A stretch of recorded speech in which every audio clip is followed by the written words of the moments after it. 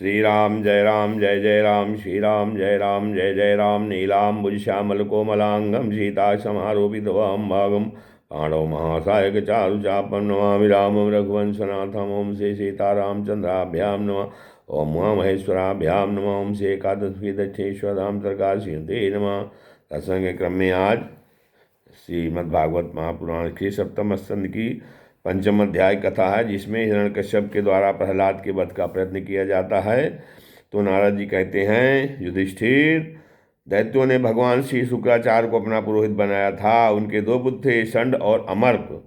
वे दोनों राजमहल के पास ही रहकर हिरण्यकश्यप के द्वारा भेजे हुए नीति निपुण बालक प्रहलाद को और दूसरे पढ़ाने योग्य दैत्य बालकों को राजनीति, अर्थनीति आदि पढ़ाया करते थे। प्रहलाद गुरु जी का पढ़ा हुआ पाठ सुन लेते थे और उसे ज्यों का त्यों उन्हें सुना भी दिया करते थे, किंतु वे उसे मन से अच्छा नहीं समझते थे, क्योंकि उस पाठ का मूल आधार था अपने और पराये का झूठा आग्रह।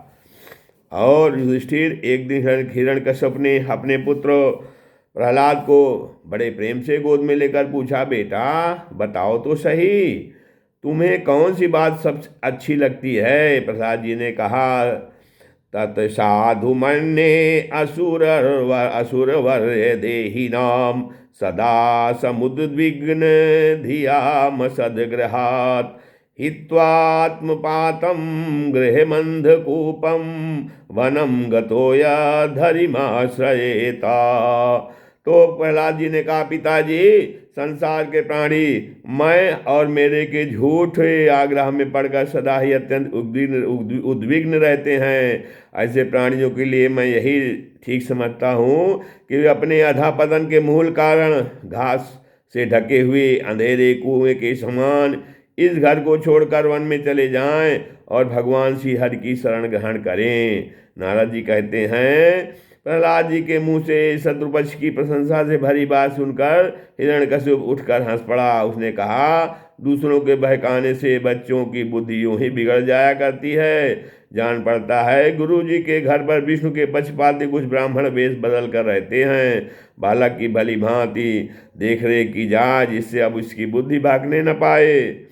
जब दैत्यों ने प्रहलाद को गुरु जी के घर पहुंचा दिया, तब पुरोहितों ने उनको बहुत पुचकार कर और फुसलाकर बड़ी मधुर वाणी से पूछा, बेटा प्रहलाद, तुम्हारा कल्याण हो, ठीक ठीक बतलाना, देखो झूठ न बोलना। यह तुम्हारी बुद्धि उल्टी कैसे हो गई? और किसी बालक की बुद्धि तो ऐसी नहीं हुई। कुलनंदन प्रहलाद, बताओ तो बेटा, हम तुम्हारे गुरुजन यह जानना चाहते हैं कि तुम्हारी बुद्धि स्वयं ऐसी हो गई या किसी ने सच में तुमको बहका दिया है? प्रहलाद जी ने कहा, स्वपरस्य परस्येत्यं सद्ग्राहा पुंसां यन्मायया कृतः विमोहित धियां दृष्ट तस्मै भगवते नमः। जिन मनुष्यों की बुद्धि, प्रहलाद जी कहते हैं कि जिन मनुष्यों की बुद्धि मोह से ग्रस्त हो रही है, उन्हीं को भगवान की माया से या झूठा दुराग्रह होता देखा गया है कि अपना है और यह पराया है। उन मायापद भगवान को मैं नमस्कार करता हूँ। वे भगवान ही जब कृपा करते हैं तब मनुष्यों की पार्श्विक बुद्धि नष्ट होती है। इस पश बुद्धि के कारण ही तो मैं हूँ और या मुझसे भिन्न है, इस प्रकार का झूठा भेदभाव पैदा होता है। वही परमात्मा यह आत्मा है। अज्ञानी लोग अपने और पराये का भेद करके उसी का वर्णन किया करते हैं। उनका न जानना भी ठीक ही है, क्योंकि उसके तत्व को जानना बहुत कठिन है और ब्रह्मा आदि बड़े बड़े वेदज्ञ भी उसके विषय में मोहित हो जाते हैं। वही परमात्मा आप लोगों के शब्दों में मेरी बुद्धि बिगाड़ रहा है। गुरु जी, जैसे चुंबक के पास लोहा स्वयं खिंच जाता है, वैसे ही चक्रमा प्राणी भगवान की स्वच्छंद इच्छा शक्ति से मेरा चित्त भी संसार से अलग होकर उनकी ओर बस खिंच जाता है। प्रहलाद जी कहते हैं, परम ज्ञानी प्रहलाद अपने गुरु जी से इतना कहकर चुप हो गए। पुरोहित बेचारे राजा के सेवक एवं पराधीन थे, वे डर गए। उन्होंने क्रोध से प्रहलाद को झिड़क दिया और कहा, अरे कोई मेरा भेद तो लाओ, यह हमारी कीर्ति में कलंक लगा रहा है। इस दुर्बुद्धि कुलांगार को ठीक करने के लिए चौथा उपाय दंड ही उपयुक्त होगा। दैत्यवंश के चंदन वन में यह कांटेदार बबूल कहाँ से पैदा हुआ, जो विष्णु इस वन की जड़ काटने में कुल्हाड़े का काम करते हैं, या नादान बालक उन्हीं की भेंट बन रहा है, सहायक हो रहा है। इस प्रकार गुरु जी ने तरह तरह से डांट डपट कर प्रहलाद को धमकाया और अर्थ धर्म एवं काम संबंधी शिक्षा दी। कुछ समय के बाद जब गुरु जी ने देखा कि प्रहलाद ने साम दान भेद और दंड के संबंध की सारी बातें जान ली हैं, तभी उन्हें उनकी माँ के पास लेकर गए। माता ने बड़े लाड प्यार से उन्हें नहला धुलाकर अच्छी तरह गहने कपड़ों से सजा दिया। इसके बाद वे उन्हें हिरण्यकश्यप के पास ले गए। प्रहलाद अपने पिता के चरणों में लौट गए। हिरण्यकश्यप ने उन्हें आशीर्वाद दिया और दोनों हाथों से उठाकर बहुत देर तक गले से लगाए रखा। उस समय दैत्यराज का हृदय आनंद से भर रहा था। पादयो पत्तम बालम प्रतिनद्या शिरा शिखासुरा परिस्वजित चिरम दोर्भ्याम परमाम आप निर्वृतिम। और युधिष्ठिर हिरण्यकश्यप ने प्रसन्न मुख प्रहलाद को अपनी गोद में बैठाकर उनका सिर सूंघा। उनके नेत्रों से प्रेम के आंसू गिर गिर कर प्रहलाद के शरीर को भिगोने लगे। उसने अपने पुत्र से पूछा। हिरण्यकश्यप ने कहा, चिरंजीव बेटा प्रहलाद, इतने दिनों में तुमने गुरु जी से जो शिक्षा प्राप्त की है उसमें से कोई अच्छी सी बात हमें सुनाओ। प्रहलाद जी कहते हैं, श्रवणम कीर्तनम विष्णु स्मरणम पाद सेवनम अर्चनम बंदनम दास्यम सख्यमात्मा निवेदनम। तो पिताजी, विष्णु भगवान की भक्त के 9 भेद हैं। भगवान के गुण लीला नाम आदि का श्रवण, उन्हीं का कीर्तन, उनके रूप नाम आदि का स्मरण, उनके चरणों की सेवा पूजा अर्चा वंदन दास सख्य और आत्मनिवेदन। यदि भगवान के प्रति समर्पण के भाव से यह 9 प्रकार की भक्ति की जाए तो मैं इसी को उत्तम अध्ययन समझता हूँ। प्रहलाद की यह बात सुनते ही क्रोध के मारे हिरण्यकश्यप के ओठ फड़कने लगे। उसने गुरुपुत्र से कहा, ब्रह्मबंधो किमे तत्ते विपक्षम अक्षयता सता असारम ग्राहितो बालो मामनादित्य दुर्मते। तो उन्होंने कहा, गुरुपुत्र से कहा, रे नीच ब्राह्मण, या तेरी कैसी करतूत है दुर्बुद्धे, तूने मेरी कुछ भी परवाह न करके इस बच्चे को कैसी निस्सार शिक्षा दे दी। अवश्य तू हमारे शत्रुओं के आश्रित है। हाँ, संसार में ऐसे दुष्टों की कमी नहीं है जो मित्र का बहाना धारण कर छिपे छिपे शत्रु का काम करते हैं, परंतु उनकी कलाई ठीक वैसे खुल जाती है जैसे छिपकर पाप करने वालों का पाप समय पर रोग के रूप में प्रकट होकर उनकी पोल खोल देता है। फिर गुरुपुत्र कहते हैं, न मत प्रणीतम न पर प्रणीतम सुतो वदत्ते से तवेन्द्र शत्रो नैसर्गिकीयम मतिरस्य राजन नियच्छ मन्युम कददा स्म माम मनः। इंद्र शत्रु, आपका पुत्र जो कुछ कह रहा है वह मेरे या किसी के बहकावे से नहीं कह रहा है। राजन, या तो इसकी जन्मजात स्वाभाविक बुद्धि है। आप क्रोध शांत कीजिए, व्यर्थ में हमें दोष न लगाइए। नारद जी कहते हैं, युधिष्ठिर जब गुरु जी ने ऐसा उत्तर दिया तब हिरण्यकश्यप ने फिर प्रहलाद से पूछा, क्यों रे, यह तुझे ऐसी अहित करने वाली खोटी बुद्धि गुरुमुख से नहीं मिली तो बता कहाँ से प्राप्त हुई है। प्रहलाद जी ने कहा, पिताजी, संसार के लोग तो पिसे हुए को पीस रहे हैं, चबाए हुए को चबा रहे हैं। उनकी इंद्रियां बस में न होने के कारण वे भोगे हुए विषयों को ही फिर भोगने के लिए संसार रूप घोर नरक की ओर जा रहे हैं। ऐसे घातक पुरुषों की बुद्धि अपने आप किसी के सिखाने से अथवा अपने ही जैसे लोगों के संग से भगवान श्री कृष्ण में नहीं लगती।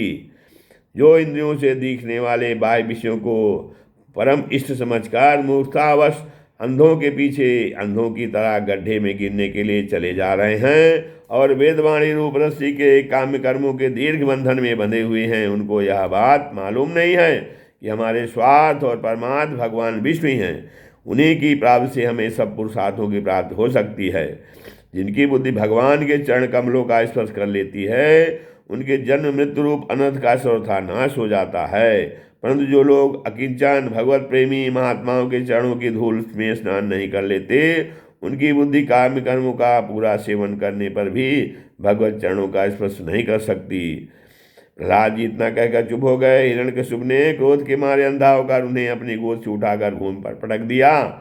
प्रहलाद की बात को वह सच सा न सका। रोष के मारे उसके नेत्र लाल हो गए वह कहने लगा, दैत्यो, इसे यहाँ से बाहर ले जाओ और तुरंत मार डालो, या मार ही डालने योग्य है। देखो तो सही, जिसने इसके चाचा को मार डाला, अपने स्वजनों को छोड़कर या नीच दास के समान उसी विष्णु के चरणों की पूजा करता है। हो न हो इसके रूप में मेरे भाई को मारने वाला विष्णु ही आ गया हो। अब यह विश्वास के योग्य नहीं है। 5 वर्ष की अवस्था में ही जिसने अपने माता पिता के दुस्त्यज वात्सल्य स्नेह को भुला दिया, वह कृतज्ञ भला विष्णु का ही क्या हित करेगा। परो अप्यपत्यम हितकिद्यथौ सदम स्वदेह जो अप्यामय वत्सुतो हितः छिन्द्यात्तदंगम यदित्रात्मनो हितम शेषम सुखम जीवति यद विवर्जनात्। कोई दूसरा भी यदि औषध के समान भलाई करे तो वह एक प्रकार से पुत्र ही है, पर यदि अपना पुत्र भी अहित करने लगे तो रोग के समान वह शत्रु है। अपने शरीर के ही किसी अंग में सारे शरीर की हानि होती हो तो उसको काट डालना चाहिए, क्योंकि उसे काट देने से शरीर सुख से जी सकता है। यहाँ स्वजन का गाना पहनकर मेरा कोई शत्रु ही आया है। जैसे योगी की भोग लोलुप इंद्रियाँ उसका अनिष्ट करती हैं, वैसे यह मेरा अहित करने वाला है। इसलिए खाने, सोने, बैठने आदि समय किसी भी उपाय से इसे मार डालो। तब हिरण्यकश्यप ने दैत्यों को इस प्रकार आज्ञा दी।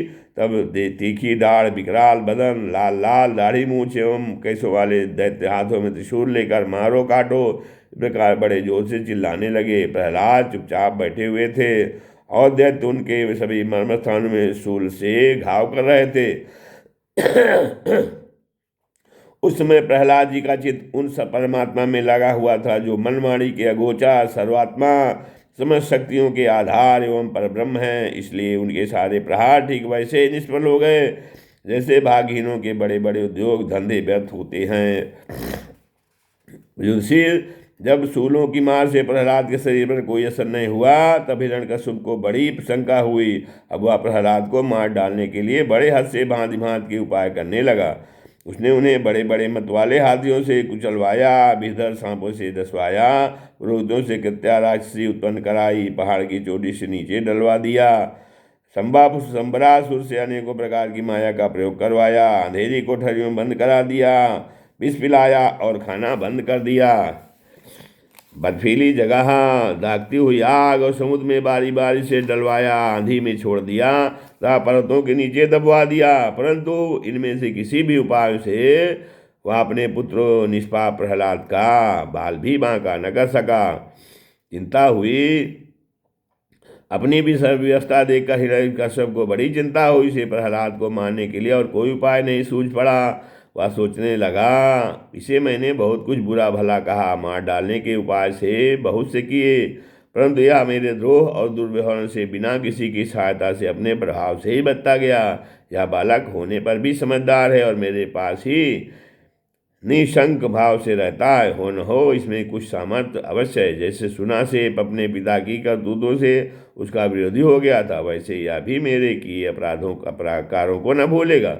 ना तो यह किसी से डरता है, न इसकी मृत्यु होती है, इसकी शक्ति को की था नहीं है। अवश्य इसके विरोध से मेरी मृत्यु होगी, संभव है न भी हो। इस प्रकार सोच विचार करते करते उसका चेहरा कुछ उतर गया। शुक्राचार्य के पुत्र षंड और अमर्क ने जब देखा कि हिरण्यकश्यप तो मुंह लटका कर बैठा हुआ है, तब उन्होंने एकांत में जाकर उससे यह बात कही, स्वामी, आपने अकेले ही तीनों लोगों पर विजय प्राप्त कर ली। आपकी भौहें टेढ़ी करने पर ही सारे लोकपाल कांप उठते हैं। हमारे देखने में तो आपके लिए चिंता की कोई बात नहीं है। भला बच्चों के खिलवाड़ में भी भलाई बुराई सोचने की कोई बात है? जब तक हमारे पिता शुक्राचार्य जी नहीं आ जाते तब तक यह डरकर कहीं भाग न जाए, इसलिए इसे वरुण के पासों से बांध रखिए। प्राय ऐसा होता है कि अवस्था की बुद्धि वृद्धि के साथ साथ और गुरुजनों की सेवा से बुद्धि सुधर जाया करती है। हिरण्यकश्यप ने कहा, अच्छा ठीक है, कहकर गुरुपुत्रों की सलाह मान ली और कहा कि इसे उन धर्मों का उपदेश करना चाहिए जिनका पालन गृहस्थ नरपत किया करते हैं। युधिष्ठिर, इसके बाद पुरोहित उन्हें लेकर पाठशाला में गए और क्रमशः धर्म, अर्थ और काम इन 3 पुरुषार्थों की शिक्षा देने लगे। प्रहलाद वहाँ नम्र सेवक की भांति रहते थे। परंतु गुरुओं की वह शिक्षा प्रहलाद को अच्छी न लगी, क्योंकि गुरुजी उन्हें केवल अर्थ धर्म और काम की शिक्षा देते थे। यह शिक्षा केवल उन लोगों के लिए है जो राग द्वेष आदि द्वंद्व और विषय भोगों में रस ले रहे हों। एक दिन गुरुजी गृहस्थी के काम से कहीं बाहर चले गए थे। छुट्टी मिल जाने के कारण समवयस्क बालकों ने प्रहलाद को खेलने के लिए पुकारा। प्रहलाद जी परमहंस ज्ञानी थे, परम ज्ञानी थे। उनका प्रेम देखकर उन्होंने उन बालकों को ही बड़ी मधुर वाणी से पुकार कर अपने पास बुला लिया। उनसे उनके जन्म मरण की गत भी छिपी नहीं थी। उन पर कृपा करके हंसते हुए से उन्हें उपदेश करने लगे। युधिष्ठिर, वे सब अभी बालक ही थे, इसलिए राग द्वेष परायण विषय भोगी पुरुषों के उपदेशों से और चेष्टाओं से उनकी बुद्धि अभी दूषित नहीं हुई थी। इसी से और प्रहलाद जी के प्रति आदर भाव बुद्धि होने से उन सब ने अपनी खेल बुद्ध कूद की सामग्रियों को छोड़ दिया तथा प्रहलाद जी के पास जाकर उनके चारों ओर बैठ गए और उनके उपदेश में मन लगाकर बड़े प्रेम से एकटक उनकी ओर देखने लगे। भगवान के परम प्रेमी भक्त प्रहलाद का हृदय उनके प्रति करुणा और मैत्री के भाव से भर गया तथा वे उनसे कहने लगे कि श्रीमद्भागवते महापुराणे परमहंस्यां सप्तम स्कंधे प्रहलाद पंचमो अध्याय। श्री राम जय जय राम, श्री राम।